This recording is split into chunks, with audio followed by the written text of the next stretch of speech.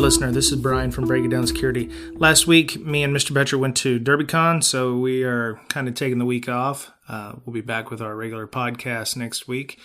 We recorded a bit of audio while we were there with some people who were attending, as well as having a nice lunch with Hacker Hurricane, Michael Goff. We were talking about anti-forensic stuff.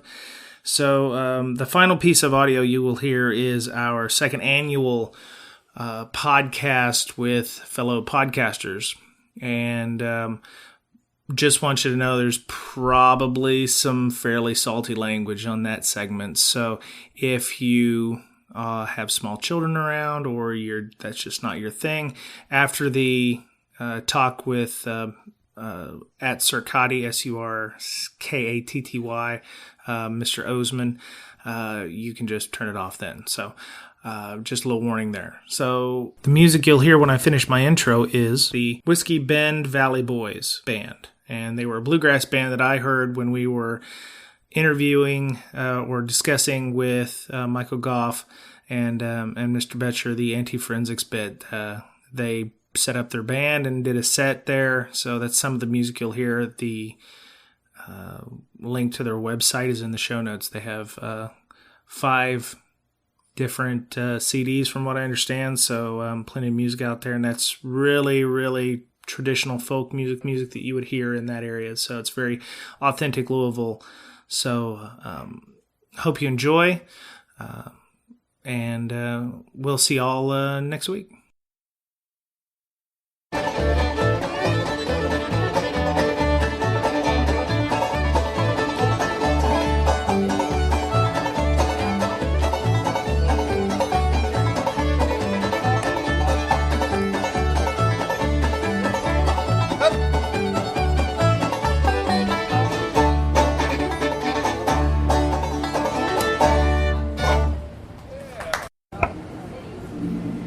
So we're at DerbyCon, and one of the talks that came up was, who is it? It's Dual Core? Dual Core's talk is coming up later. It's on anti-forensics. All right? So you asked the question. Why would a pen tester want to do anti-forensics? I mean, it's hard enough to catch these guys for most defenders as it is. Yeah. Why would they want to try and cover their tracks? Well, see, when I first heard anti-forensics, I was thinking it was going to be more like anti-reverse engineering, because I saw a talk at HushCon, and we talked about this earlier, where they said that, you obfuscate your code, and thank you, Brian, and different Brian, he's our waiter, who was, they were obfuscating their code to make it so that when it decompiled or when you reverse engineered it, it looked like crap and you couldn't figure out easily what it was. So you said that anti-forensics is trying to teach like what the bad guys are doing. Yeah, so from an anti-forensics perspective, you're trying to break or cover your tracks for the stuff that forensics people generally look at. Yeah. Deleting prefetch or certain registry keys, MUI cache. You're altering the system so that I can't see what it is forensically that I would look at. Because most people do not have their systems configured so they have to rely on the IR guys and the consultants have to go into forensics mode with all these fancy tools because people haven't configured their logging correctly, and so it's much harder to obtain the information. Yeah. Anti-forensics is, hey, how can I cover my tracks, get rid of some of the stuff that you're going to look for so I can hide myself and get away with it. But the fact that they're covering their tracks is an indicator there. You delete the logs. Hey, that's an indicator. Somebody deleted these logs. We need to look at this right now. Yeah.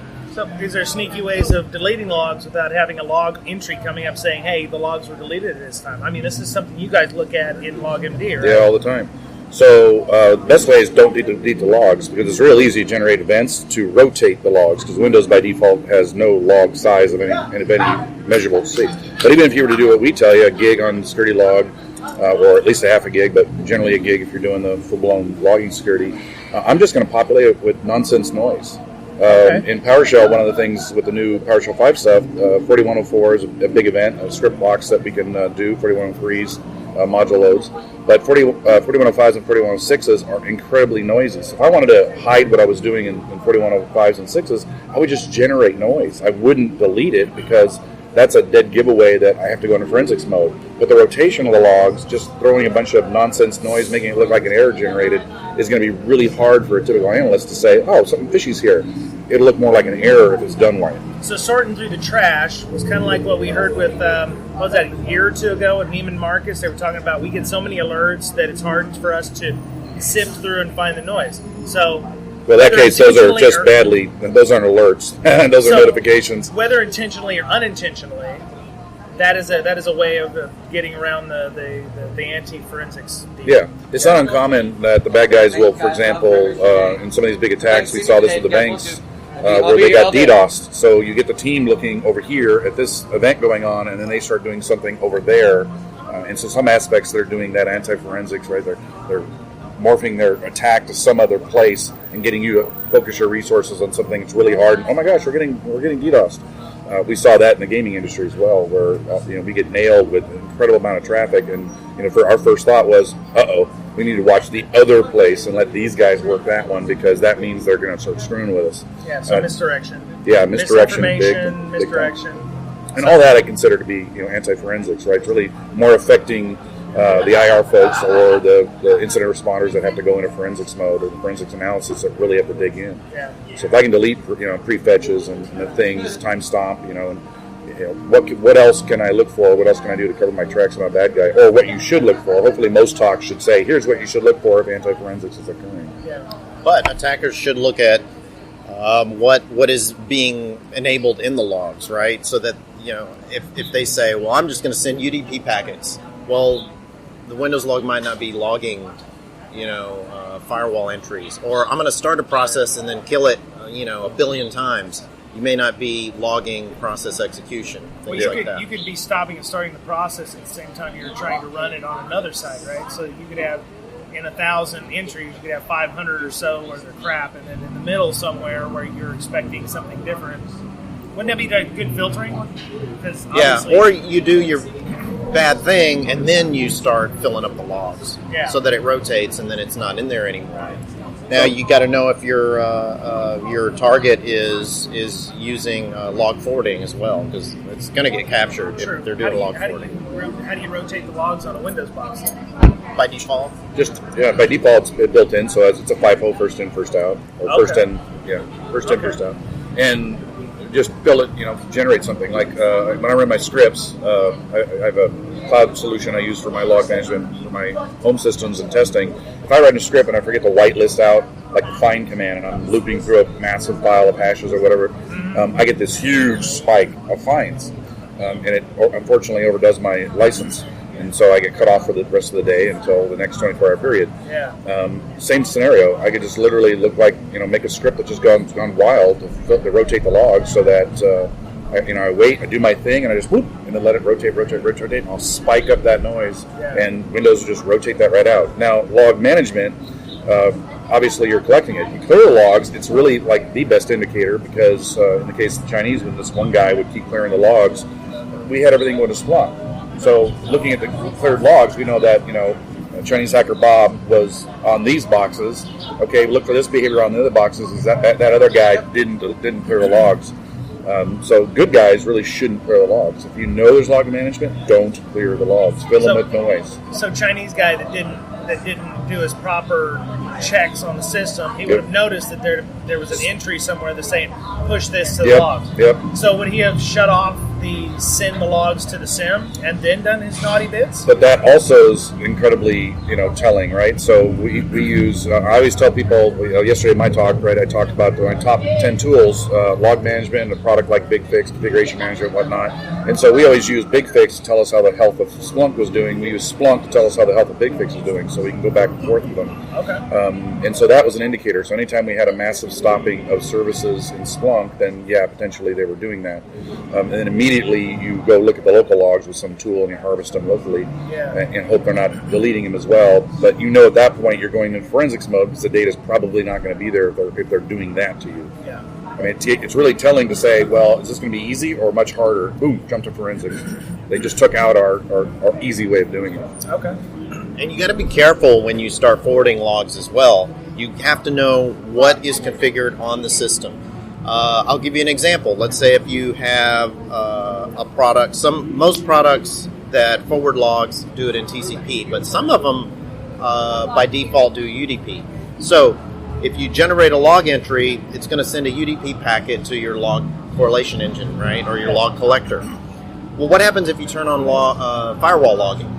So you're going to create, like you're going to ping Google or whatever, so that'll create a log entry, and your log forwarder will say, oh, another log entry. So it's going to send a UDP packet to your log correlation engine, right, your log collector.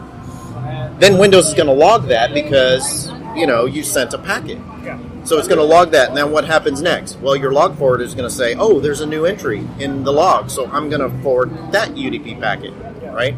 So UDP is just a fire and forget instead of a constant,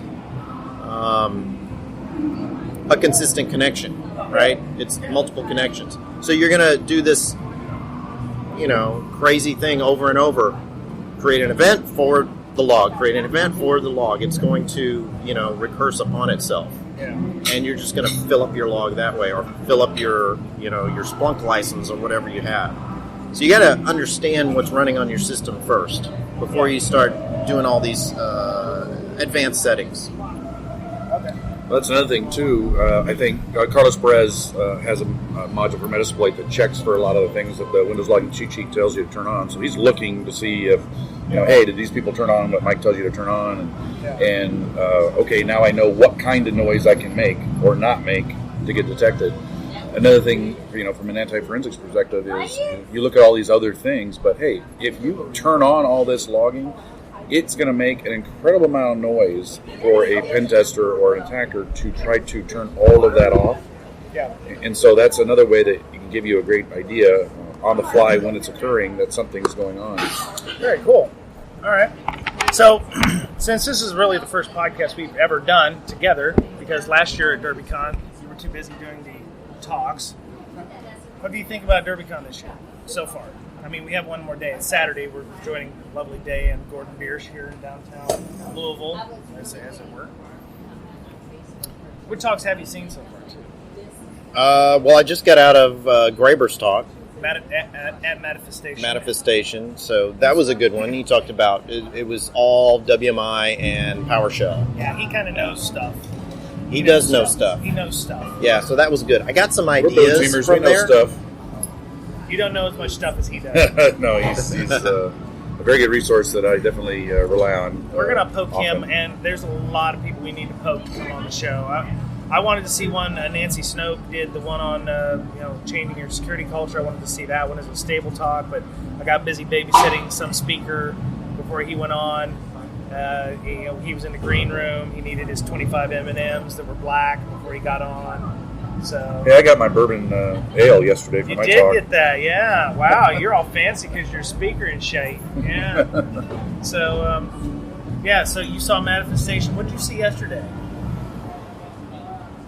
I've slept since then. Oh, yeah. Well, I saw... I think alcohol had a little bit to do with I saw Goss memory. Talk, and I saw one about... I just saw the one this morning. Oh, with, yeah, that's right.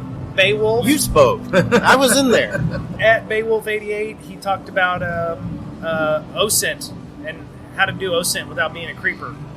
And he was talking about how, there's public, areas out there where you can get data without, resorting to unethical methods, because he works for a PI firm, so he has to, you can't extort people, you can't, rummage through their house. You can go through their dumpsters and their trash cans, but you can't go through, and do. You can't actually do that on an apartment property, because that's considered private property, unlike the trash that's in a street. So if it's picked up by an external service, Don't ask me how I know this. That's a story for another time. But if it's on the public street, yeah, you can rummage through it. If it's in a apartment complex or a building complex where it's picked up by a third party, yeah, that actually is considered private property. He said his folks are not above dumpster diving, so they get amazed when people throw they away. have been the dumpster divings, yeah. So, I thought it was interesting because he was like, "Oh, this guy posted something to Facebook and it showed a picture of him pumping gas." Schnitzel for you? Woo, schnitzel! And he showed in the reflection. Nah, I'm good. Showed in the. I'm so sorry. It's okay. Pizza. There you are. Nice. Well, everybody knows what we're having for lunch. I'm having a double cheeseburger. What? Double bacon cheeseburger. That's it. Well, y'all enjoy. Right on. Thank you. And I saw Carlos Perez's talk. Yeah, Purple Team. So Always a good talk. Big Fan of Carlos Perez's he work. knows definitely stuff. need to get him on. Yeah, he knows a lot of good stuff. Yeah, He's one of those guys. he's a shiz knight. Yeah, Former colleague of mine at HP. So man, what is it? You work for everybody at HP? yeah, well, the small setup. Interestingly, the small set of people that worked at HP are all pretty well known in the security community. That's true. Which is kind of funny. You worked with some guy by the name of Jay Beal. Jay Beal I worked with. Yeah. Now they no longer work at HP. They've gone to bigger and better. But we were squashed a lot of the things we were allowed to do at HP. So now that we've all left and we have an opinion, we're how out there sharing it, Right. We're trying to make other people better from all the stuff we learned. That's cool. While we're at HP. Yeah. So yeah, Beowulf 88, Jay Huff. That was a good talk. And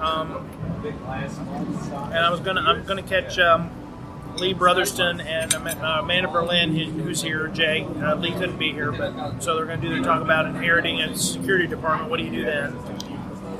He never answered the question. How's he like DerbyCon? Yeah, how's DerbyCon for you this year? This is your third one. Firing Great. one? No, man. I didn't go to the parties last night because I wanted to attend more talks today. You can't overdo it. Yeah. Right?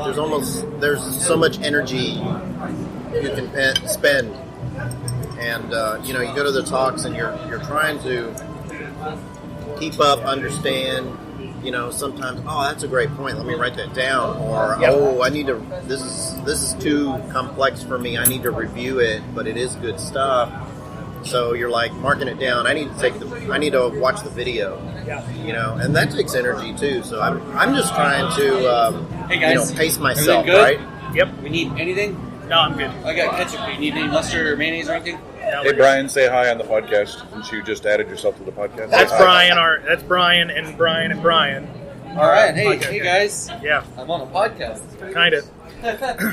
Hopefully, Shortly. the audio doesn't sound like shit from the band and everything. So, yeah. Language. It'll be explicit. So, We put that tag, yeah, put that tag on later. It's around 15 and we minutes. do have ketchup now. We have ketchup. Sweet.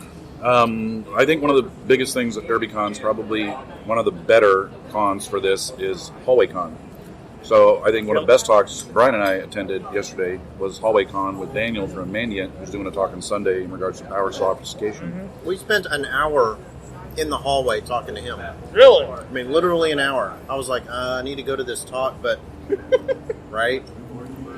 We will be talking to him more. Mandiant is not an official sponsor of the Break Tech podcast. Well, these guys get, fortunately, the ability to do this research, and Daniel had gone to my talk and training in B-Sides DC, and so he follows, from a logging perspective, what we do with the PowerShell. And the funny thing about this particular con is last year, I was about to release the Windows PowerShell logging cheat sheet, but I had to hold off because Ben 10 did a talk about not PowerShell, where you could actually just call the DLL instead of execution. And so I'm like, now I got to put all that into the PowerShell cheat sheet so people realize this is how you can detect the not PowerShell condition. And now Daniel's doing a talk tomorrow about how to obfuscate the stuff we tell people to look for and harvest out of PowerShell logs, 4104 events and 4103 events. And he's going to show you how to obfuscate it so that the stuff I tell people, invoke expression, he can actually break up into multiple pieces. So now if you search for invoke expression, you won't find anything, much like malwareans use when they're putting scripts together. And so it completely, Brian and I working on LogMD, we're like, oh man, because we harvest these logs already, but we're going to do some more intelligence on these logs. And so he was asking, how are you guys planning to harvest that, the intricate details, the interesting artifact things that we call interesting artifacts. And he broke all our reasoning in regards to that because his talk, well, obviously we'll know more about tomorrow, but his tool he's releasing. And so HallwayCon, the talent that comes to DerbyCon is kind of unique because it's like a star. It comes from all directions. Where talking the West, you get pretty much West Coasters. Talking the East, you get pretty much East Coasters. Not a lot of us will fly across country. Mm-hmm. But Derby brings a variety of everybody, very high talent. So the HallwayCons are incredibly valuable. Nice. Yeah, and he's not just breaking up what we're looking for. He's taking things out that PowerShell says, well, I kind of know what you meant here. Mm-hmm. Instead of writing the word com, you write a C, but okay, I know you meant com here because it's 80% there. So it's auto-correcting like the Linux kernel itself. does. So Yeah. how do you detect that if the whole thing's not even there? That's the challenge. Yeah. So we'll have to try and figure that out. So HallwayCon. Yeah. DerbyCon also has a incredibly valuable HallwayCon. Yes. Yeah, we got in at midnight, and then I was just talking to people in the hall for I don't know, 2 hours. Well, okay, the bar With beer. So there you go, and just you know. Yeah, I liked it. So far, I've been liking it this year. So many more people came up this year and said, "Hey, are you Brian and Mr. Boettcher?" Or no, I actually said, "You're Brian and the other guy." And I was like, "Yes, I'm the other guy from the show." There goes public transport. They, a lot of people came over and said, "Hey, we like your show. We like what you're doing."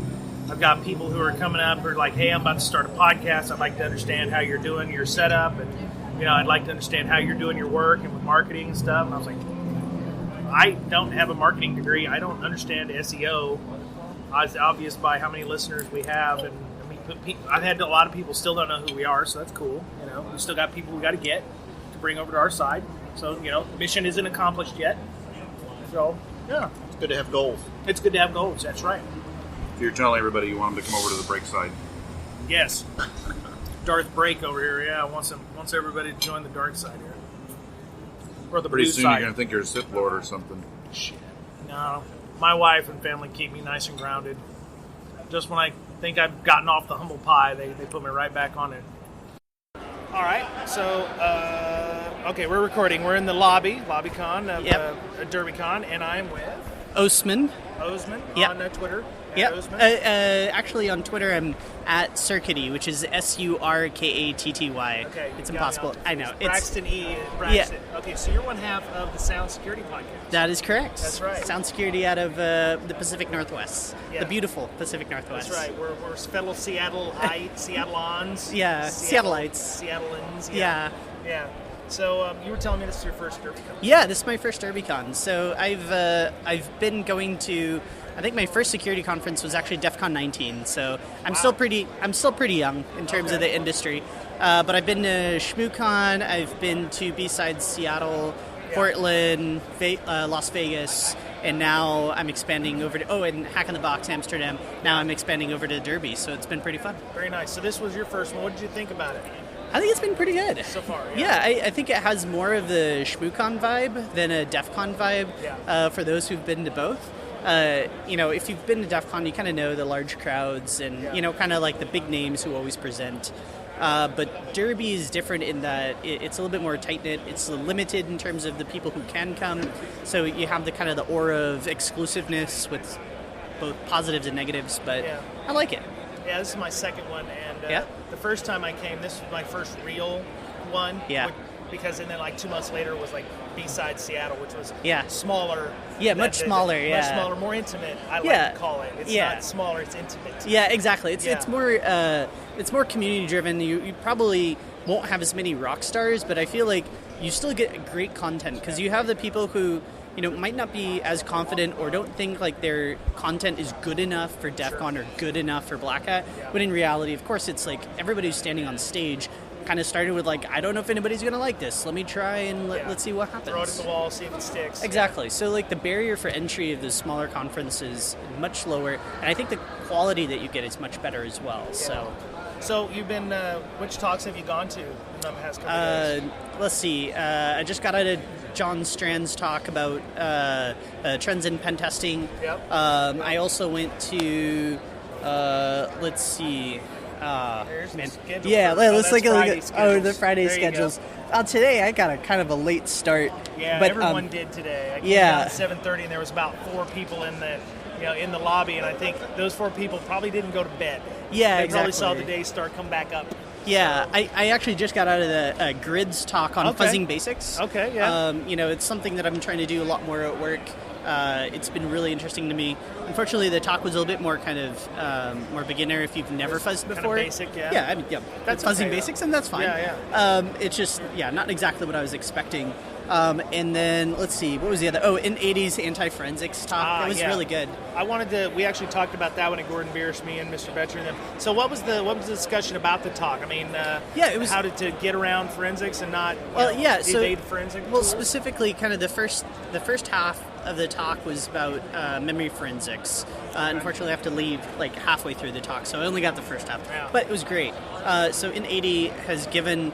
so he has a repo on GitHub called Anti-Forensics. And by the way, the second GitHub repo also called Anti-Forensics is actually my GitHub repo. Nice. Yeah, and it's based off of his work. I didn't copy his scripts, but I kind of created areas that I think haven't been covered yet. Yeah. But going back to his talk specifically, he talked about deleting PE headers after a program has been uploaded into memory, or has been launched into memory, or is running in memory, excuse me, be technically correct. Yeah.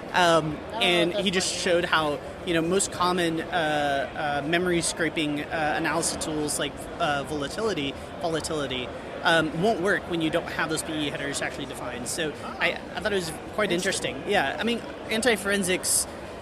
You can't necessarily remove all evidence of things that have occurred on a particular system. Yeah. But what you can do is either kind of remove as much as you can or alter the artifacts that remain. Mm-hmm. And, in 80s talk kind of covered both areas, both removing and kind of altering, which I really liked. So yeah, we were gonna. I've got him underlined because I knew there was no way I was going to be able to get in there. Because it was probably standing room only. Yeah, it was pretty good. Plus anything that was PowerShell related, as long as it's got PowerShell in the description, it was like the line was around. What the corners is up with that? It's sexy, man. Oh, it's so sexy. Yeah, if there's if there's a theme for this year's Derby, it's definitely PowerShell. It was last year too. Oh, is it? Yeah, okay. PowerShell Empire Manifestation. Oh yeah. That last year. Yeah. It was in that room right there. Yeah. And all the way around, and people were like, I want to get in. They're like, yeah, you can only get in when other people leave. And nobody was leaving. And there was people waiting like that there to get in. Yeah. I mean, tomorrow you got Daniel Bohannon doing obfuscation PowerShell techniques and such. I mean, so we had the original founder, or one of the original creators of PowerShell also gave the keynote this year at Derby. Okay. John Snow. Yeah, John Snow. John. He's never happy. I'm really terrible with names. Jeffrey Snover? Yeah, Jeffrey Snover. Yeah. Okay, Snover. Yeah, and that was really great. He kind of provided an overview of how they thought about PowerShell and kind of where it is and where the security industry is starting to think about PowerShell and how people built tools on top of PowerShell, not only for system administration purposes, but also for, security post-exploitation frameworks like Empire and other things like that, right? So it's awesome. It was a really good talk. So I'm wondering, they're releasing PowerShell as open source, so it can possibly be ran on Linux instances in the cloud for, like, say, Google or AWS or anything like that. Yeah. How is that a game changer to Linux? Because if it's as efficient a tool for hackers on Windows, is it now the new hotness for Linux? Yeah, I don't know. Are they hamstrung it at all? I don't think they've hamstrung it at all. I think this is, I don't want to put on my conspiracy hat, but let me put it on for a moment. Okay. This is a really typical Microsoft technique, which is, kind of shock and awe, release everything everywhere, get everybody to buy in on it, and then at least what they've done in the past is then start closing things down and locking it down to have more control over it. I don't want to say that's what's going to happen with PowerShell, but it's definitely echoes of the past Microsoft. Now, with that said, I don't think they're trying to hamstrung like the Mac version or Linux version. I think they're really trying to gain adoption, because when people adopt PowerShell and they're used to that paradigm, there are more engineers that are more comfortable with it, there are more tools built on top of it, and Microsoft becomes more successful as a company because of it. And I think that's awesome. As long as the tool helps you do your job more efficiently and increase your productivity, then I'm all for it. Yeah. And if people are happy with PowerShell, then go for it. Well, you're seeing that interoperability both ways. They included SSH in Windows. Yep. Now they're moving their version of terminal services and tools to Linux. So it's like, if you run on Windows, you're going to be able to use SSH either way, or if you run on Linux, you're going to be able to run PowerShell either way. Yep, exactly. So, it's people are just going to build more and more scripts on top of it. They're going to write more articles about it, the capabilities around it. During the keynote, they kind of criticize Dave Kennedy for being a little late to the game because PowerShell, I think, came out around 2006, 2007, and Dave Kennedy gave a talk at Black Hat, I think 19, like 2-3 years after it was released, and we're like, hey Dave, where were you at? This thing is already released. But, of course, with new technology, it just takes time for it to get adopted, for people to recognize the power associated with it. And, I think it's hitting a critical mass now that more and more people are adopting it. I don't know if it's going to replace Python in terms of, popularity within the InfoSec community, but it certainly has found a good foothold within security people who primarily use Windows to do as a part of their day-to-day jobs. And very quickly, too. I mean, PowerShell's only really started, I know it's been around for quite a while, but it's only started getting hot when people realize, hey, there's a lot of inside tools that you can use. Because it's been around, I think we did a show on it, it's since XP, or 2000 even, there was PowerShell since 2000 or XP. So. Yeah, and to give you an idea, I don't think this is necessarily just PowerShell, but GitHub released their kind of state of open source report recently, where they talked about the most popular repos, most popular organizations, and they noted by far the highest number of contributors to a given organization was actually Microsoft, and that's because of recent changes Microsoft has done to open source a lot of their things, put a lot of those things on GitHub, accept various different pull requests. They even during the keynote they bragged about how they actually have a couple of community committers for people who can commit to mainline PowerShell and other open source projects that are actually owned by Microsoft, because they want to have that community driven participation, which I think is really awesome. Because when we all have our eyes on it, and when we can inspect things, and when we can submit patches to make the software better, it's good for the business. I'm Brian from Breaking Down Security. I'm Jerry from Defensive Security. I'm Amanda from Hurricane Labs. Timothy from Exploring Information Security. Ben from Raleigh Security. Brian from Breaking Down Security. That's Mr. Boettcher. SciaticNerd from Saha Says Security Endeavors, and also coordinating B-Side San Antonio. I'm Bill from ReBoot-It. Awesome. You're as loquacious as ever, sir. Thank you. He's very tired. I think you've worn him out. Yeah, he's sad. You people get out of my room. Well, you want to talk about cyber. Yeah, you talk. Drank. Yeah, see? And don't There's a whole challenge gallon her. over there. You know better. Don't challenge her. So the big chill. Ben, you've been really, really loud and obnoxious right now. Yeah. Is this your first DerbyCon? You've been here for It is, yeah. Oh, right on. Okay. Anybody else's first DerbyCon minus the students? minus the studio audience. No, everybody else has been here. You're a video weasel, so that's cool. This is my second. Mr. Boettcher's third. I've been there every year. You're wearing the same Since color. March. Easy, Grandpa. Yeah, I know. I remember when they first opened up this stream. Back in the day, they didn't have streaming audio. Or a Hyatt. We used walkie-talkies and we liked it.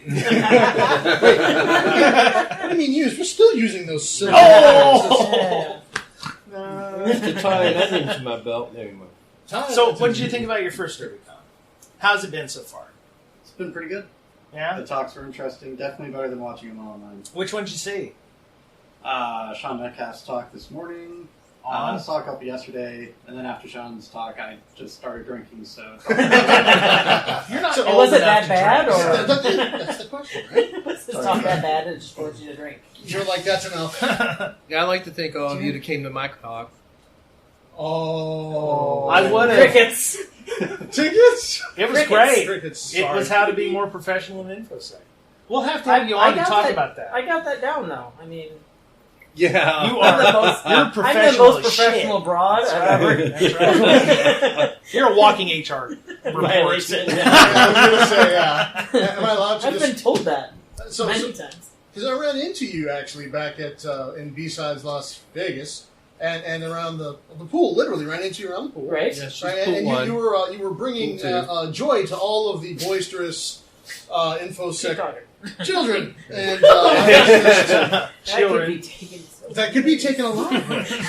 But I'm just curious if you talk about these, if you bring the shenanigans, if you're fond of actually trying to socialize with folks when you come out to these things. If I socialize with people? Well, yeah. No? Not really, no. No, okay. My I problem... stay in my room. And so seriously, so did you get a chance to socialize with a lot of folks? Everybody, seriously. It's the best. No, it's the best thing. Well, you're all in my hotel room. That's all I know. Well, yeah, but we're not all on the couch. I woke up here after you gave me a soda pop. So I don't know how that happened. I had some free candy and a hard candy. Some hard candy in the room. You're not that old. What is you? Now, my whole problem is, it's like, I follow you on Twitter, but I don't know what you look like. You know, He's not half on the people like SciaticNerd. I don't know what the hell you look So like. you're saying the badges should be everyone's Twitter? Yes. Yeah, maybe a freaking option for name tags if you want them. You know, at least with Twitter handles. So maybe that's on us. Maybe we have to bring something that says. Yeah, you're going to be. Somebody I know does that every con he goes to. It's his Twitter profile picture. Yeah. You know exactly when you look at it who he is. My Twitter profile picture is me. Yeah, Well, exactly. And I still don't get talked. Oh, sad bit. Wait a minute, I taught you at your second breakfast this morning. That's true. Second breakfast. So tell us about your Dunkin' Donuts fiasco. Oh God, no, I don't want to talk. Oh, come on. I don't go to Let's Dunkin' get Donuts sued. because If we're going to do a podcast, it's we're going to get Pacific sued. Northwest. I don't know if this is an anomalous thing or not, but I went across at 7 a.m. Dunkin' Donuts was just opening. I'm like, fuck it. Let's find out what Dunkin' was the big deal, 'cause there's commercials, but we don't have it. So I was like, I'll get a coffee and 2 donuts. Donuts were probably about 3 weeks old. Nasty. I got a glaze, so I'm like, well, I can mess up a glaze, and a Boston cream, and they were just awful. I was like, okay, well, donuts, maybe they're known for their coffee more than this. I don't do chicory and coffee. Apparently, it's nasty. But it was like they squeezed a dumpster right out into a coffee cup. I swear, it was god awful. I had a small coffee. I drank half of it, and I'm like, screw this. Where's me some Starbucks? Wow. Yep. I don't know if it's anomalous So or no, whatever. I actually know. So in other cities I've been to, I've not run into this challenge. I think that every year I've had the privilege of coming to DerbyCon. Poor 4th Street looks like a battered, war-torn village afterwards. Like Somalia level, because you walk in and all the restaurant people are like, what just happened? Like 4,000 billion people from their point of view, because that's usually pretty sleepy during like the week. So Thursday or Friday afternoon, you walk in and they're like, you don't have any meat. Yeah. I wanted to get a burger. It's called Burger Place. And they're like, yeah, we don't have that right now. I'm like, well, what do you have? Well, we've got some lettuce. I'm like, well, that's terrific. So salad places across the street, yeah, but they don't have any salad. So maybe I can get a burger over there and bring it to you? I mean, people just run it all out. It takes a village to make a burger. I can get meat over here, but no bun. No, there's buns over here, but no lettuce. Yeah, it's kind of like that. Riveting. It is. Welcome to restaurants in Louisville. This is kind of how Bill's podcast goes. Yeah, pretty much. Thanks for stealing my format. So wait, we're not like following show notes or something? There's not like. I've got something. I don't even have a Gosh, for those I wasn't ready for that. For those of you listening on the radio you machine, can't see what just happened, but it was pretty vulgar. No, we never do a podcast with a lot of show notes. No. I don't. I'm completely just. I'm just pulling you. Amanda's the one that forced me to start doing show notes. She's like, "What are we talking about?" What do you want to talk about? We talked about driving. How long it takes us to drive to different conferences for like a half an hour. Wow. This is That was the highest rating show that I've ever done. People loved it. I don't know why. People being people can be pretty interesting. Like, why are you listening to this? It's a show about nothing. It's a podcast about nothing. Yeah. Who are these people? I noticed. What is the deal? There's a lot of facial hair at DerbyCon. I've seen all kinds. Yeah, from the little I goatee shaved right to before I showed the up. inverse Hitler. Inverse Hitler. You see everything. Godwind. I saw one of my friends from Seattle. His name is Osman. Hello, Osman. He's on a sound security podcast. He was like, I was going to describe myself, but he was like, I got brown hair. Oh wait, I got beard. No wait. I'm wearing jeans. I'm wearing cargo shorts. I'm wearing a black shirt. I'm wearing a black shirt. Yeah. He's like, I'm sort of brown. Oh no. And I was like, what? You're a hacker? Oh no, can't do that. So he's like, yeah, I was just gonna wave. I said I had my purple shirt on, so he found me instead. So yeah. All you white guys look lots the same. of facial hair. Very manly and rugged. It took me 8 months to make this. So. Okay, nice. That's good. Is it like a chia pet? You just kind of glued it on? Or? Exactly. Sadly, this spread the chia seed. Spread the chia seed on your chin. Yeah. I would trade to actually have more of the actual... The keep me from getting sunburned hair. You should put chia seeds on top. You know, I thought about it. Actually. We could do the reverse Hitler like he's doing. You know, Dave Kennedy probably knows a good place to get a hair transplant, from what I understand. Oh wow! Well, I can't confirm nor deny. I use it. He'll ice you. I wouldn't challenge this person. I challenge Dave Ken to ice me right now because I've not been iced and I feel left out. By the time this comes out, you'll be home. It's safe anyway. He'll mail you my house. He will mail you a 3-week drive to my house. Be careful. He will. I actually would not put it past Dave to send someone to your home or your place. No, you're right. It could happen. And there will be a random icing, and you'll be scared. And he'll write it off as it's business like a couple more weeks. He has a conference too, so we could just take it then. That's true. What conference? Secure WV, which is November 18th. Is that right? Does anyone know? Nope. Yes, okay. 18th through the what? 20th. I'm glad I have my secretary with me. 18th through the 20th in South Charleston, West Virginia, securewv.com. Okay. And then we also do a conference in the spring called AIDE, the Appalachian Institute of Digital Evidence in Huntington, which is at Marshall University. Okay. So we try not to get Bunch of too youngins crazy there. Yeah, we got a lot of kids. Bunch of youngins. Makes lot me of feel very children. old. Great. At least we can remember stuff. Never Oh, yeah. Wow. Sick as bird. Final grades aren't out yet. So, Mr. DeBlock, you have a lot to say. Yes. What have you been doing today? Stuff. Thrilling commentary. Thrilling commentary from Mr. DeBlock. And commercial Yeah. stuff. Yeah. So, what did you see today? So I do love the streaming because this afternoon, I went to a talk this morning, went and had lunch. I was like, I'm gonna head back to the room, turned on one of the talks, took a shower, did some other stuff. But what's great about and I just sat there because I was like, well, track 4 is like a sauna, and one of the talks is in track 4. So I'm like, apparently they don't have like AC or fans. Or Which one's track 4? That's the one right near the elevator. Oh, the one I was in? Yeah. Did I have a good time? Yes. Okay, good. That's what the streaming people told me to say. Oh. Okay. So Yeah, what that's about fine breaking in there. legs? Well, what's great, man, what's great about the streaming is that you can walk in or you can tune in, and 10 minutes in, if it's not your thing, just go click a different link. So, and this is You new don't this feel year. as bad. Yeah, and you don't feel as bad as like trying Getting to up and sneak walking out out. and having the door slam on them as Yeah. they're heading out. And, Yeah, exactly. They feel bad because I've been a speaker and I know that like seeing people leave is always a little bit. Brr. Yeah, it's like, no, go, come Yeah. stay, I'm sorry I saw Well, it. You're on But stage and you have a mic. You can yell at them. Right. Well, yeah. Sit your ass down! Well, my perspective, It's getting really good. My perspective on that is if they're not getting any value out of it, that's fine. Go find something else to do because that's what this is all about: is coming here and learning or meeting people. I actually think the talks are secondary to just interacting like we're doing now with different people. Yeah. I'm constantly like, hey, I'll be right back with a group of people. And I go upstairs and come down and I meet someone I know in the elevator. And then I talk with them for 30, 40 minutes. And it's just constantly going around and around with that. So, Sure. That's pretty much what I do is I come here, I actually, last year I think I saw 2 talks total out of like 3 days.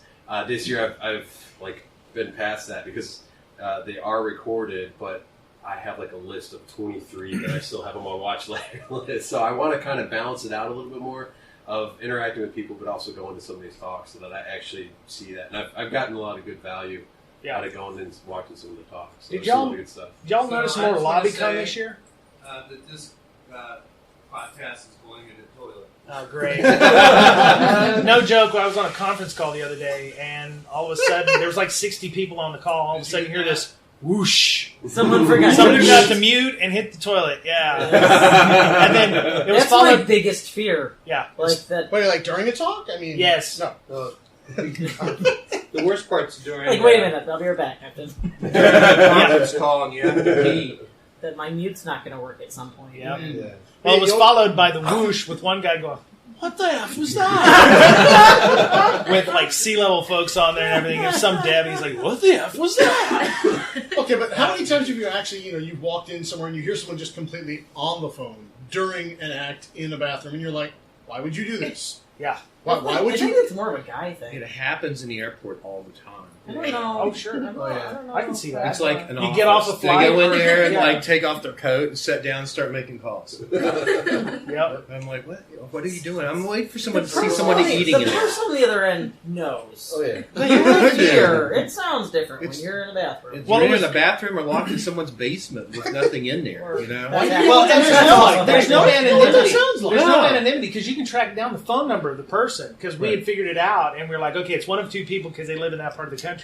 And the guy was like, nope, I'll own it. That was me in the bathroom. All right, cool, man. Got some fortitude there, you know. Well, if you're using some of these like, what do you call them? Like soft, where you're doing a conference call. Well, they've got noise canceling or what? I mean, like no, it's like go to meet me or yeah. meeting face or whatever. And there's tons of them. Faces. But you can tell because it lights up when you hear the noise. Microphone indicator. So we know who's flushing the toilet and who didn't put it on mute and screaming at their kids in the background. Or the dog. Or well, no, I'm sorry. So the other pet peeve, if we're going there, is the explosive typer. Oh yeah, I'm a typer. Yeah, it's fine to type. Do you have a mechanical keyboard? No, I have a MacBook. And it sounds like this. Still, the mechanical keyboard. Thank you for demonstrating. Clacky. Yeah. The other is the email. You know what grinds my gears? All right, who's not on mute? Yeah. Oh, sorry. My entire job is on conference calls. I work at home full time, and so from the time I get up until the time I go to bed, I'm on conference calls. So it's that in spades. You have, and by the way, you get to know each person. You get to know, like, there's 10 people that do that with their phone by the keyboard, and you get to know people's typing. Like Joe. Put your phone on mute, guys. Or you've got 8 people because you know that's how he types. You've got 8 people on the call. It's like, oh, okay, dog barker, heavy breathing guy.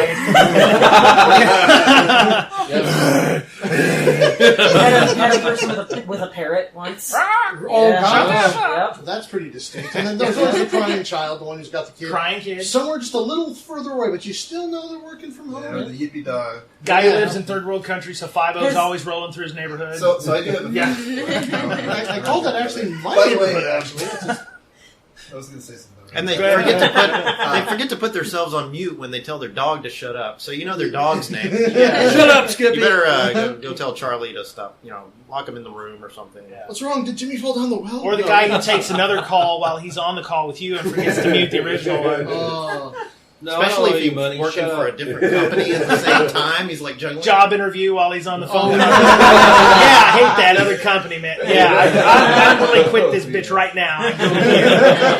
Yeah. So you attended the Jason's talk earlier this afternoon, then the one to talk about how to social engineer your way into another job. No, I did not do that. Out of the job. That's truly what that is. Yeah. That is. Right. So let me ask, actually, in terms of, as podcasters, do you guys find when you go to other cons that, I don't know how many of you have done this either, gone on to panel conversations and actually made a podcast out of it? Oh. How often have you done that or asked to do that? He's done it. I have done it. Yeah? So, easy. How'd it go? Whoa. Went fine. I mean, I don't know if they knew I was recording, but I did get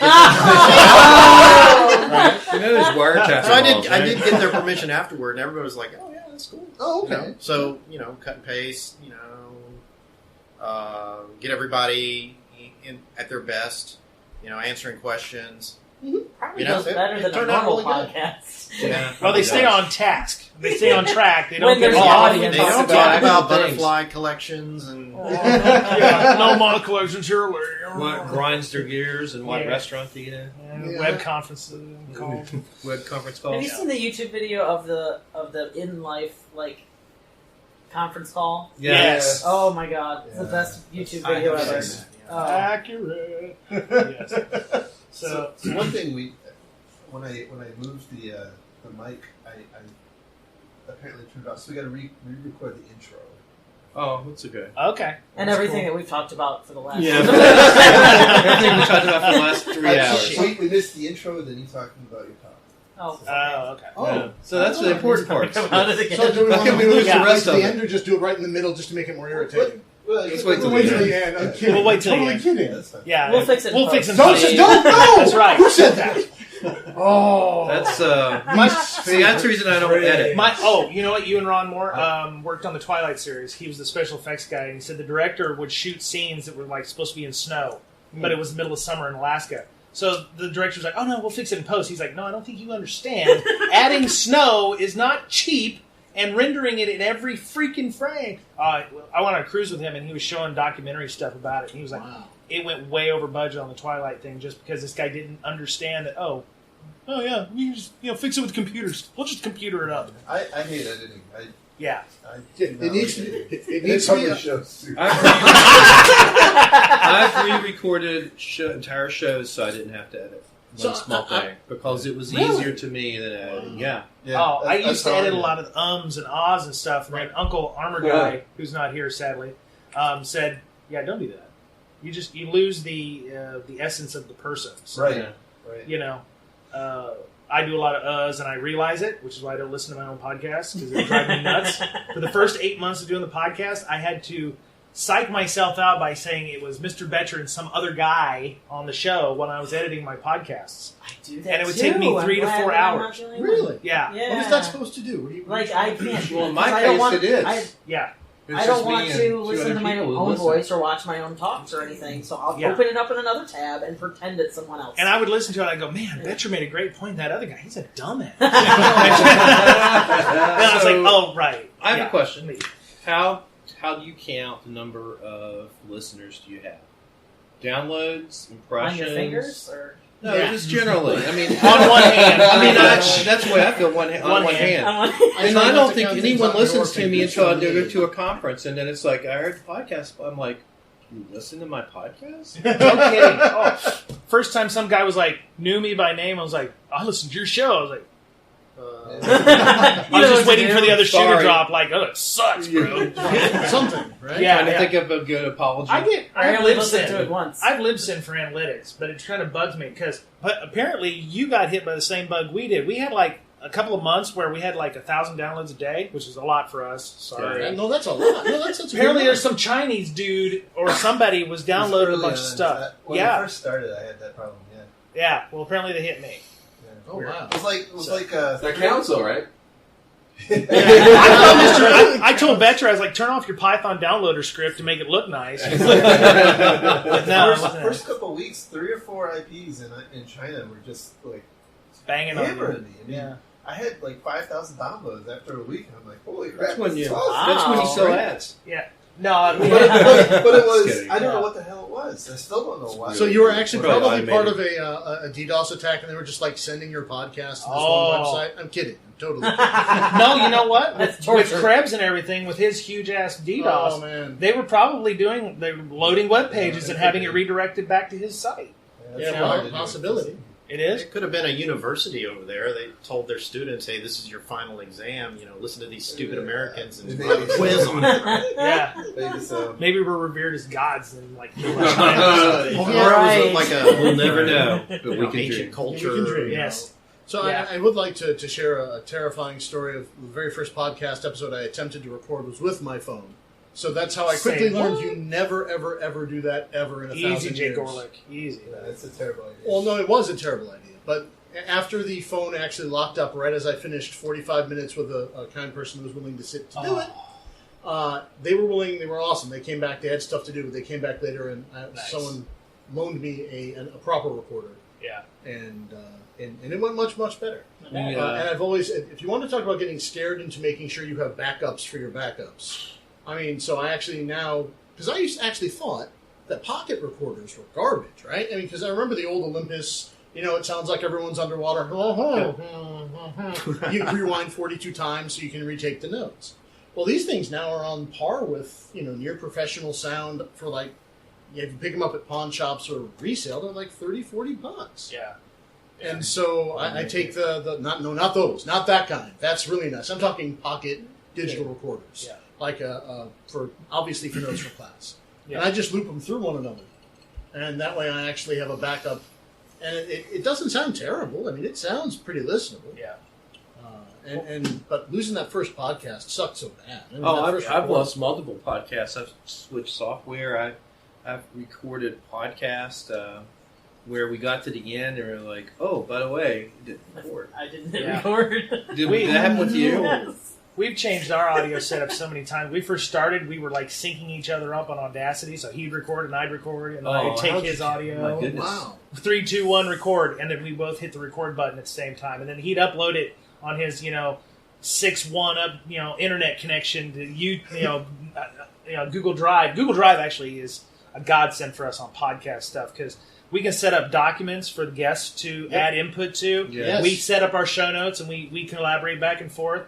Exactly. And then when we're done, we upload our podcasts to there. I actually keep my archives of all my shows on there instead of locally because I have a ton of stuff. Google Drive is great for podcasters. This episode is Brought sponsored to you by by Google. That's right. No, I agree. Like, Lee and I use that for writing and editing each other's chapters because you can change it to review mode. Yeah. Put all your comments in, what you think you want to change, blah, blah, blah. They can accept it, they can delete it, whatever. Yeah. Google Wave is not dead. Google Wave is not dead. And I've used multiple systems like this. Try collaborating with somebody in Uganda.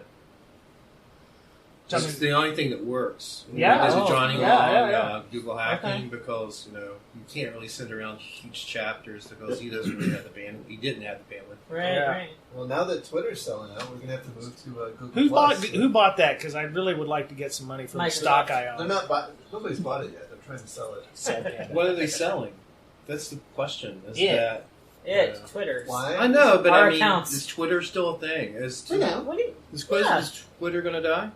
No, it got resold, rebranded, and They come out did. as something else. Shit. Yeah. Well, I guess the heir apparent is Salesforce. So the scuttle is that Salesforce.com is going to buy them. Oh, God. Right, and so it would be sounds Twitter horrible. Force or Sales Twit or Well, but you have to Twitter think, Force. Well, you have to think that I think Salesforce is fancying themselves as as an enterprise software company now, and Microsoft just bought LinkedIn, and so now they're like, well, we got to answer. Well, LinkedIn was all about data. I mean, they're a huge data aggregation. I mean, people share stuff on that. Like shitty data.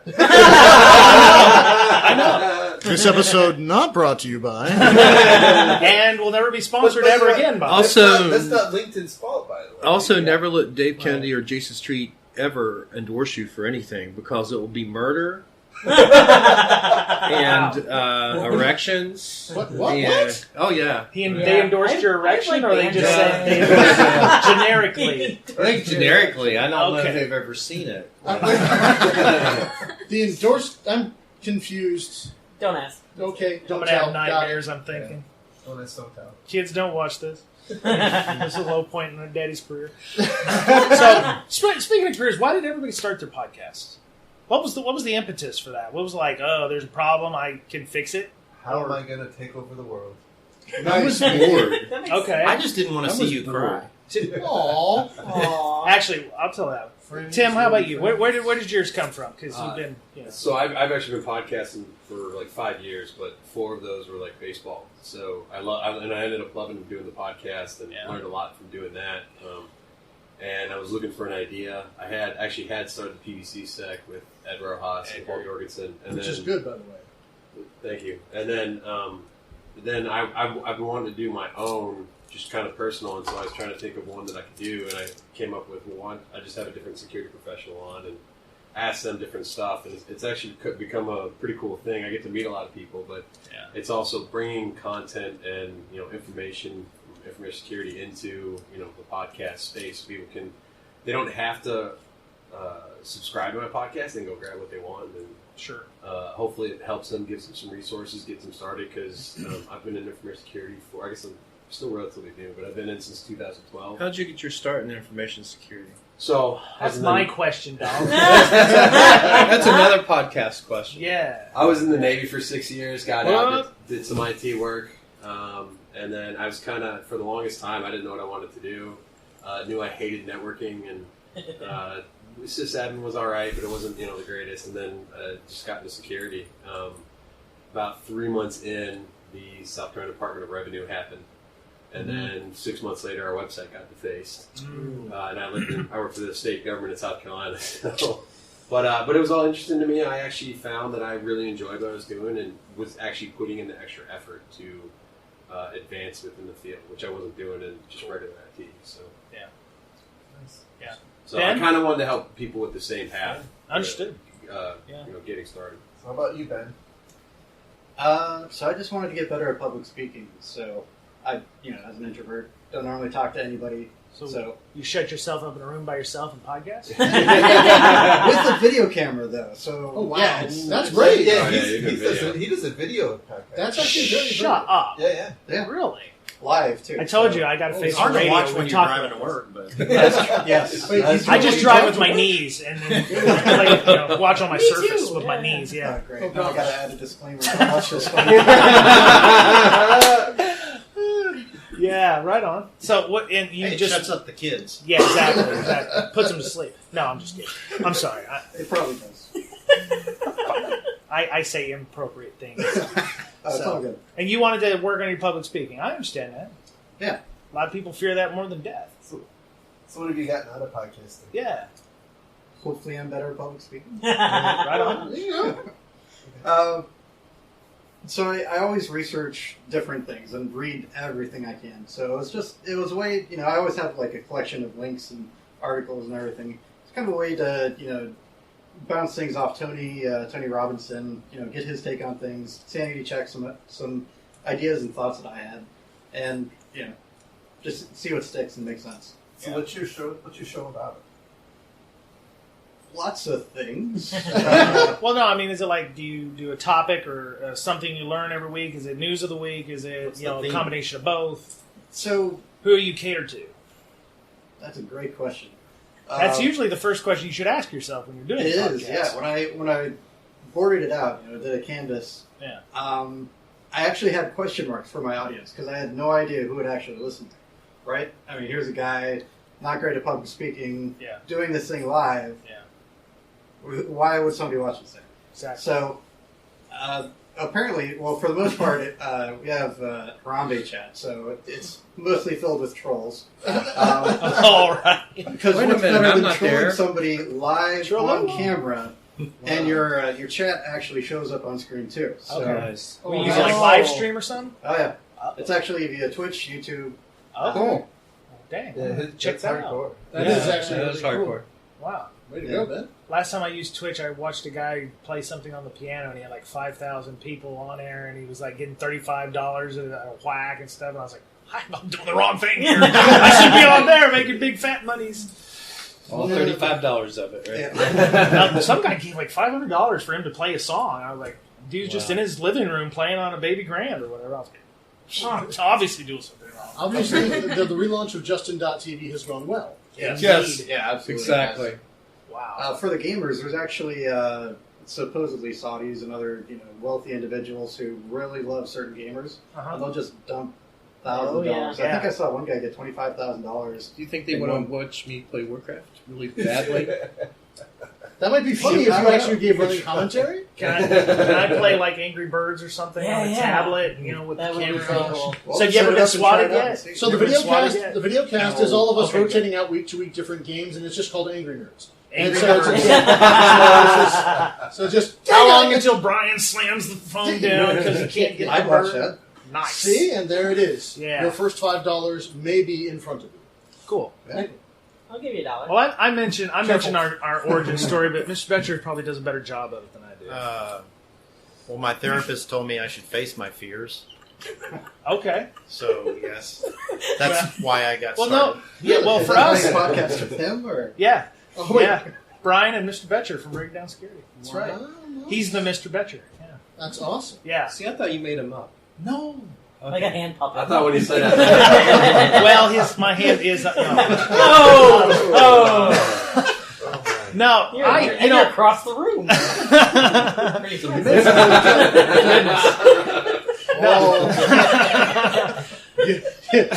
Not a video podcast. Definitely not a video podcast. Thank God. No, see, I don't know. I just agonized over for about 6 months as to what to do, and I was trying to figure out, should I do a blog or should I do something? I'm not anybody in the information security field. I was trying to get myself out there to find a better job because I didn't like where I was working necessarily. not with you, but you were great. We shared the same office. We were the same group at a company that won't be named, and I was trying to figure out what I was going to do, and I'd listened to Security Weekly and I'd listened to Risky Business, and those were all started listening to Security Weekly. Is there anything? Risky Business and Security Weekly were probably the first two. Well, I was a CISP, so I was trying to figure out how to make my CISP worth something, because a lot of people are very polarized about a CISP. Yes. As being either completely worthless or something that's a nice way to get in the door if you need to.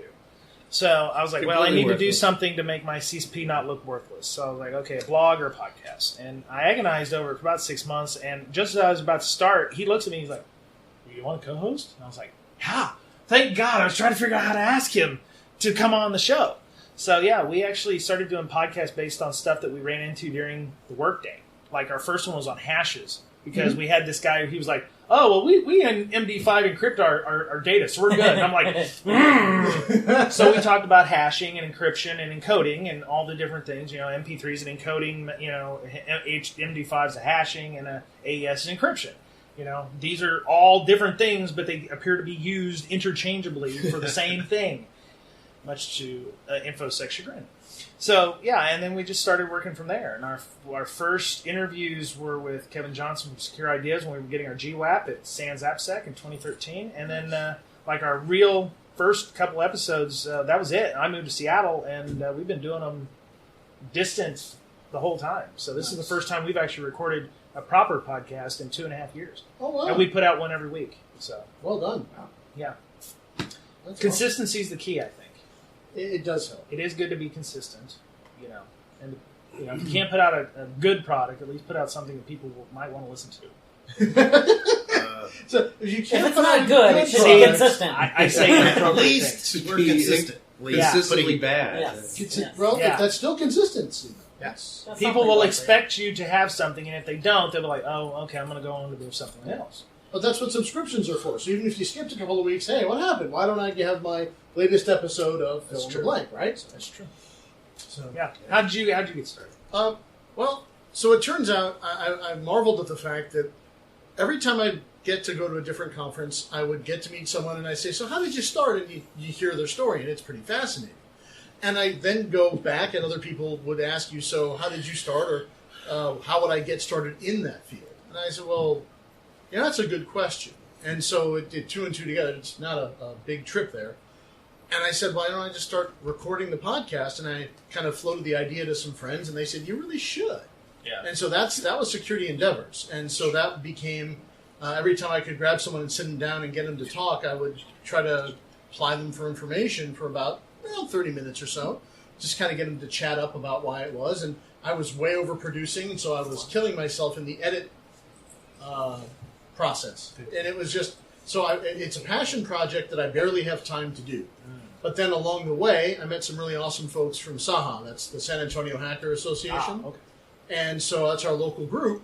And they said, we were sitting around shooting the breeze after or before one of the meetings, and that turned into the next run. It became, hey, we should just talk about stuff. And so I admit I tried to slowly push some structure into it so that we kind of knew where we were going and why. But they preferred more of an open forum thing. Yeah. And so we're working to strike a balance. Because I figured, I used to listen to InfoSec Island, or InfoSec Daily. Oh, yeah. And that's where I first heard Adrian and the guys going at it and talking about stuff. But it was always more about their lives, right? It wasn't strictly about the topic. And I'm a fan of Twit and other podcasts out there that were computer related. And it just seemed like maybe if we could find somewhere in the middle, it would be something that was still informative, but still kind of, you got to know the people who were chatting. Sure.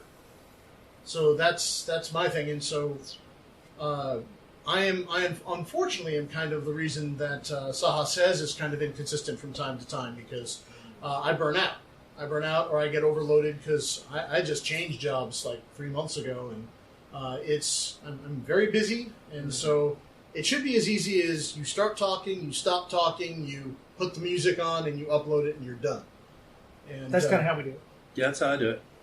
And the fix it in post phrase, man, that is an evil phrase. The only time we do that is sometimes we'll get people, because we record on Mondays or Tuesdays, and it doesn't go out till the following Sunday. So sometimes we get time, somebody will reply back, oh yeah, don't mention that thing. And I was like, oh, okay, that's cool. And I can just yank that out and put something in that says, hey, he didn't want me to say anything right here. Oh, that's cool. And then we go on. But it's nothing fancy. I mean, I just re-record the whole entire podcast. You got a perfectionist thing, don't you? You got a perfectionist issue, maybe, a little bit? We did that once, and it didn't turn out that way. So, no, that was the first kind of episode. fake. We did the first one on hashes in our 0. office, and then the second one we were like, okay, that We was could do sucked. better. Yeah. But it really did. So. It really wasn't better. No, the first one was better. We How should've about you, kept it. Bill? Yeah, Bill. Well, I used to listen to Paul.com. That's where the first when I listened to. We'll get sued. I don't care. Oh, it's okay. Paul.com to me to this day because I haven't listened to it in 10 years. Oh. And at the time, it was Mick was still on, Yeah. and Carlos, and Paul and Larry. Was So Twitchy that's- still on? Twitchy. No, I was after Twitchy was gone. So Yeah. it's now called Securely Weekly. It's still a good podcast. Although ours are better, of course. But I used to be on the InfoSec Daily podcast on the weekends as like a fill-in. We decided we wanted to do an InfoSec Daily weekend podcast because we missed it when it wasn't there. Mm. And then that turned into, well, they kind of folded. They got burned out. So from there, a friend of mine started a streaming local radio station. So we started ReBoot-It as a local radio streaming show. Really? Where he was interviewing me about general InfoSec. Okay. And then he, that thing kind of fell apart, and they kind of went on, but so it went back. It kind of disappeared for a couple months, and then I brought it back. Yeah. Used the name that we came up with, the whole thing about security, and it's podcast and plain talk about security and privacy. Yeah. So we kept the catchphrase, and then I've just been doing it mainly for fun. Yeah. Sure. It's an excuse to get my friends together or to interview somebody. Like I interviewed Sabu and Weave and Amanda. That's an interesting thriesome there, isn't it? Were they all in the same episode? No, they weren't. They're okay. separate episodes. And then lately, what we've done is we'll get on with like Rick Heise from 3 or 4 Geeks, or Benny Carnes, and we've been doing that probably pretty steady now for a while. Cool. It's our way of vlogging the whole secure WV HackerCon thing, and we vlog other people's InfoSec cons as well. But I mainly do it for fun, but there's sometimes that I have to skip a week, and I didn't record one this week because scheduling. School's kicking my ass You got this this year. one here. Yeah, that's true. Yeah, that's what we plan on. I School's plan on putting been, this out late. School's been tough this semester, so I haven't had one. Well, I mean, look at Got a what bad crop of students. Look at what you have to work I with. can put up with, yeah. Crack that whip, dude. Just Jerry, where'd you come from, man? Nowhere. Well, I mean, how did y'all start? Because you guys, you're very much like us. You knew each other since like he was neon. Well, High to a Grasshopper, is that where you were headed? That's it. Yeah. I knew Andy for 25 years or more. You're not that old. I'm pretty old. Pretty old. And so since you were 5. Yeah. Nice. Very good. Yes. Well done, you.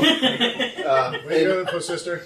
So I had been thinking about, actually, it was InfoSec Daily that got me thinking about it, but InfoSec Daily was very, in my mind, red team focused. Yeah. But I really liked the information in the format, so I actually thought about starting a podcast for a long time. And the one thing that held me up for almost 8 months was trying to pick the right music. What? Really? Oh my god. I don't know why, right? Well, we all fixate on something. Looking back at it, I don't understand what the hell I was so, because it's... So how did you fix that problem? Eventually I settled, right? I'm like, yeah, good enough. Okay. Well, see, I had that problem, so I wrote my own music. Huh? Easy. Nice. Amadeus. Well, no, I mean, it was like... I didn't want to use something that was like... Chopsticks for everybody. I I didn't want to use something I had to license. Basically, had written my own music in like GarageBand, which was just throwaway projects, and I'm like, I'll just use this. Nice. That's right.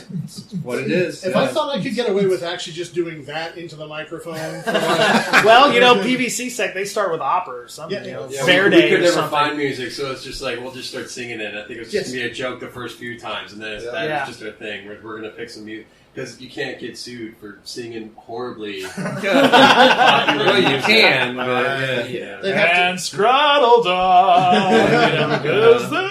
you can claim it's a parody if nothing else. So you guys are though you do News of the Week, but it's beyond News of the Week. I mean, it's not like you're just going through the news and talking about it. You're discussing comments and suggestions. So the angle I tried to come at it from was there's a lot of shit happening in the world, right? And nobody's really dissecting that and talking about, well, what the hell went wrong and what should we be doing different?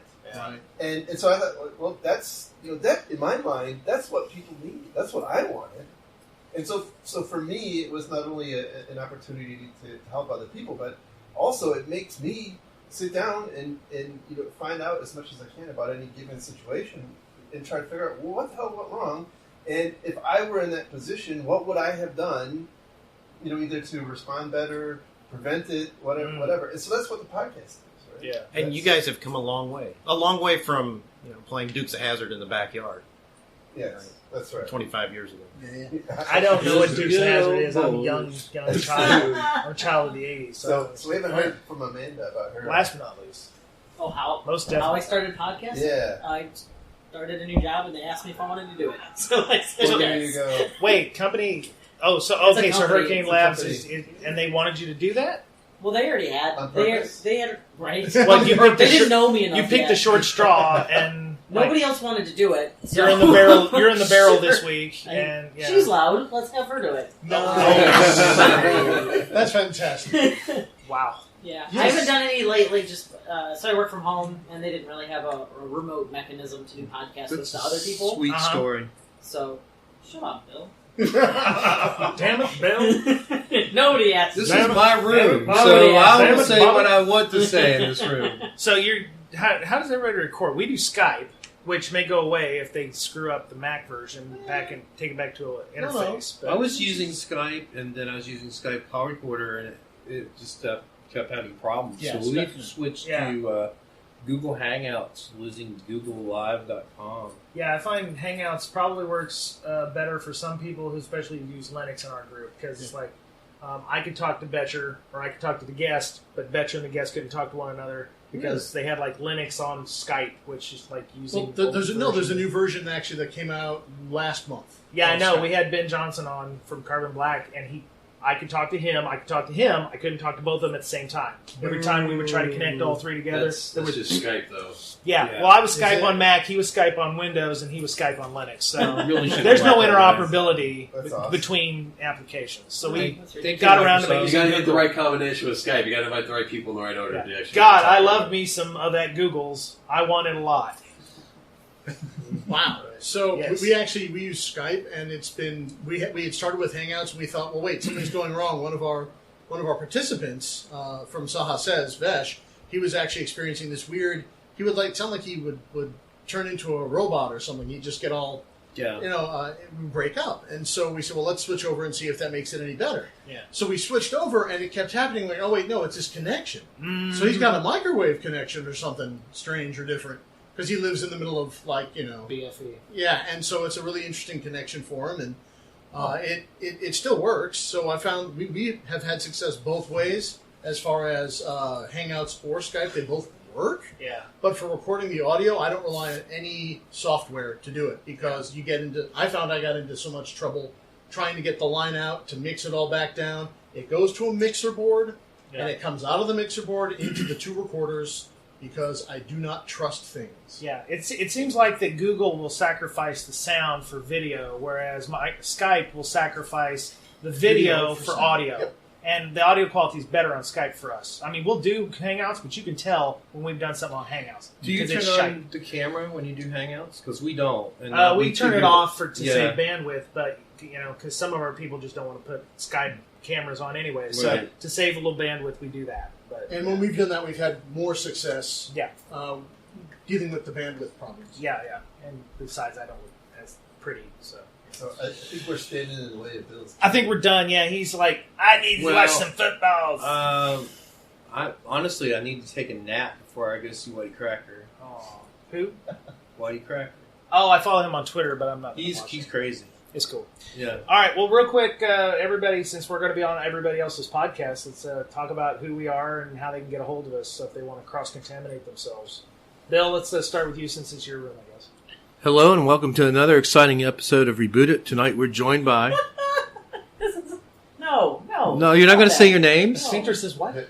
So I'm... Jerry Bell. This is the closing before the intro because we have to redo the intro. Yeah, so you can find me at rebootitpodcast.com and on iTunes. Okay. Well, I'm SciaticNerd, and I'm actually heading up the passion project known as Security Endeavors, or you can look for us in Saha Says, which is also in Pocket, iTunes, and Blueberry, and anywhere you find fine podcasts distributed. Wow. He's using his radio voice. And Ben with Raleigh Security. You can watch us live every Wednesday at 7 p.m. at RaleighSecurity.com. Is that every time zone? Yes, and every time. What is that GMT? It's the only time zone that matters. I feel like the BBC music is about to play. Yes. How about you? TimothyDBlock.com/EIS or Exploring Information Security in iTunes. Right on. And Amanda Berlin, and you just follow me on Twitter. Okay. Info Sister. Info Sister. INFOSYSTIR. Yeah. And I'm Jerry Bow, Malicious Link, and DefensiveSecurity.org. Brian Boettcher, at BoetcherPwned, BoettCherPwned. Yeah, and I'm Brian Brake on Breaking Down Security with Mr. Boettcher there. I'm at Brian Brake, BryanBrake, and you can find us at www.breaking, BRAKE, like my last name, INGsecurity.com. No, I've had people... Not a misspelling? I always thought you were really bad at spelling. Well, he misspelled his own name? Jerry, if you could see his face. You are correct. However, I've had people on LinkedIn say, I never listened to your show because I figured you just didn't know how to spell breaking right. Really? I have screenshots of some idiot who told me that, and I was like, dude, maybe you figure out the name. And he's like, oh, sorry, I didn't mean to be a dick. You should be happy about Too this. late. It proves someone was listening to the podcast. No, I posted on LinkedIn with the name and everything. Darn it. Look, here I'm trying to make it a positive thing. I know. Some people are being shallow and pedantic. Well, he would never listen to it anyway. So I told him, he's like, I would pay for some. He's like, I thought you maybe had English as a second language. I'm like, whoa, what? Let me guess, you worked in IT or InfoSec, No, right? he was like a business development guy, and I was like, boy, you ain't going to be selling me anything in the future. So, everybody here has got great podcasts. We all have rabid fans, so please feel free to check out everybody else. I'm not worried Rabid about competition. fans? Rabid. Okay. Well, actually, what they're all There's that spelling again. As in, if they died, we'd have to do a necropsy on them to see if they were really sick. Okay. All my That's fans just- with the foam mouth, they're all downstairs. So, Big one. yeah, we will. All right. Well, I guess that's it for the podcast. We'll try this again next year. Maybe we'll, get a room proper In somebody room or else's something. room. Yeah. got a room. Right on. All right, thanks a lot. Take care. Later.